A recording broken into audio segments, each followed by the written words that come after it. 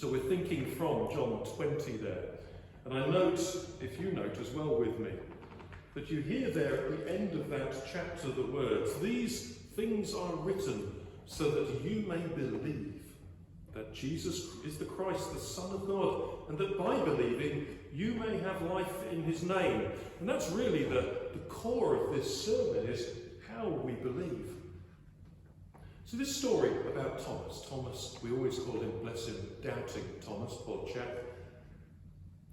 It asks questions. It asks questions that I think are important for us to reflect on. Number one, how do we know about Jesus being resurrected? Why would we follow? And what's, in particular, where we want to explore, what's our relationship between facts, faith, and following?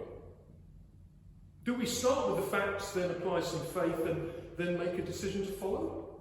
Or is there another way of knowing which doesn't gel with that kind of learned, sensible, educated way? One where we simply sort of spread our wings and fly instead of talking about the physics of flight. So to help us examine that, John's story of Doubting Thomas engages with a philosophical question we didn't know we were asking.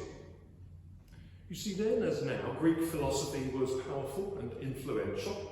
And for example, Aristotle and Plato now have threaded their way through Christian thought for 2 millennia, to the point that we don't always recognise when they turn up in our thinking.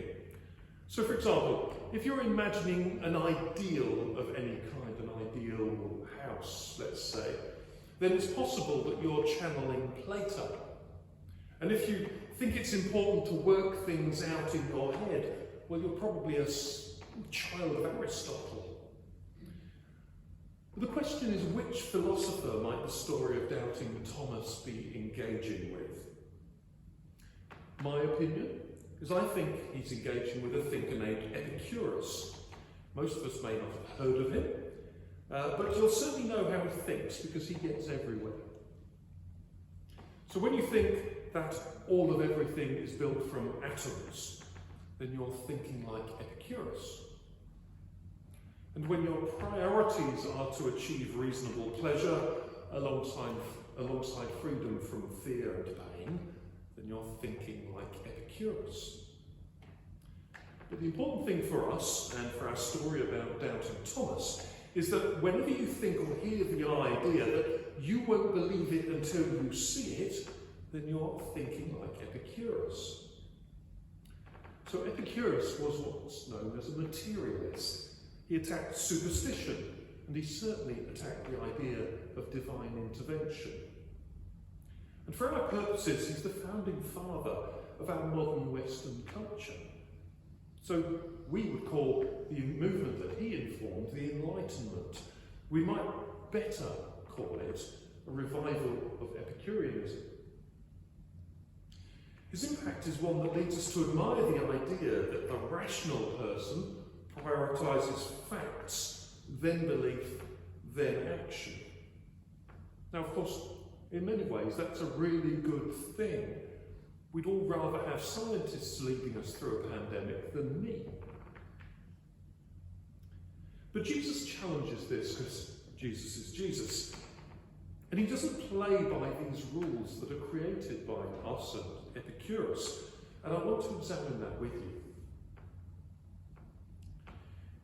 In reading our story, we can infer that when Thomas says, "I won't believe it till I touch him, till I put my hands in the wounds," then Thomas is being Epicurus for us. He's saying, truth can only be known when I can see it, in this case, touch it.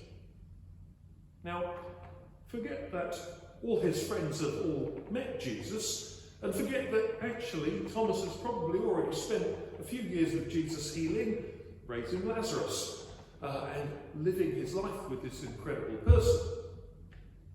At this point, because of course a resurrection is incredible, he's going all Epicurean. I won't believe it until I can see it. Now Jesus, of course, is kind enough to meet him where he is, but doesn't commend him for that doubt. Why? Surely a man raised from the dead is just a fairy tale. Nobody could sensibly believe it, could they? So why does Jesus then tell us that blessed are those who have not seen and yet have believed? I wonder whether it's because Epicurus and Thomas reduces everything down to the smallest, the least, to a pinched and limited life, to a life that limits God and that sort of life-gluing, sight-healing, dignity-fixing passion of Christ. Epicurean thinking is, of course, excellent for managing pandemics, but it seems that the point here is that its reductivism pinches our view of God and life. The principle is illustrated within the Gospels.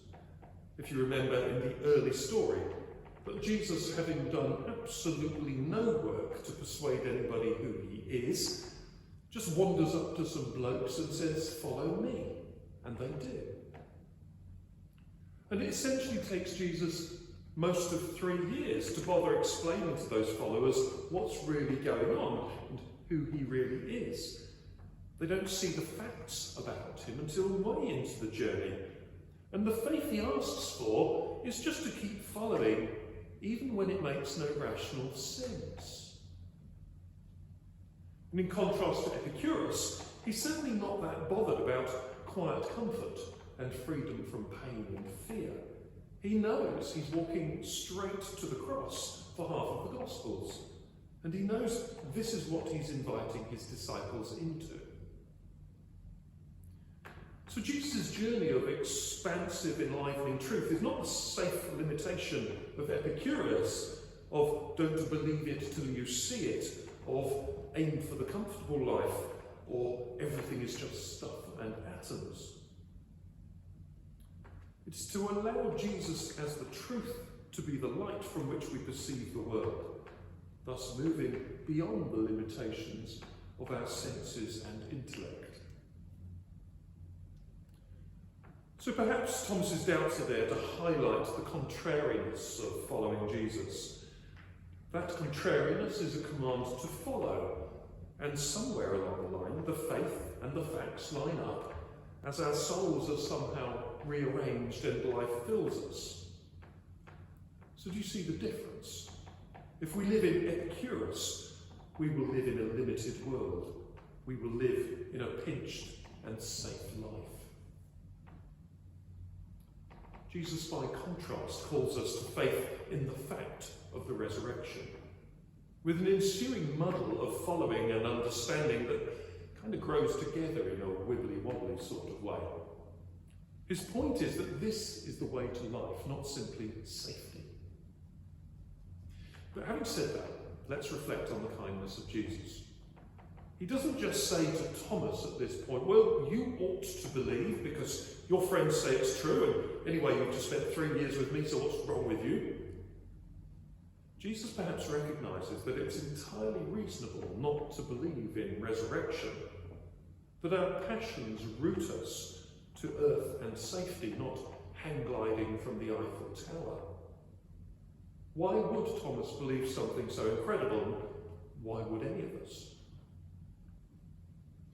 And here we finish with the observation that Jesus doesn't wait for us to believe properly. In Thomas, he meets us where we are, and he takes responsibility for unblocking our doubts and difficulties.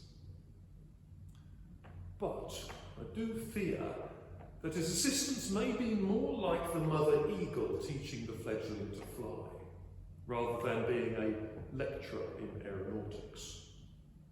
If, in her judgment, the chick is ready, she'll just chuck it out the nest. And then instead of developing a theory of flight, of course the chick simply flies. I'm guessing Epicurus still beats in our hearts, and we need Jesus to meet us in the same way sometimes. So, a question. Do you need to touch Jesus now, like Thomas? Or will you just follow him and let Jesus lead you fly into a perfect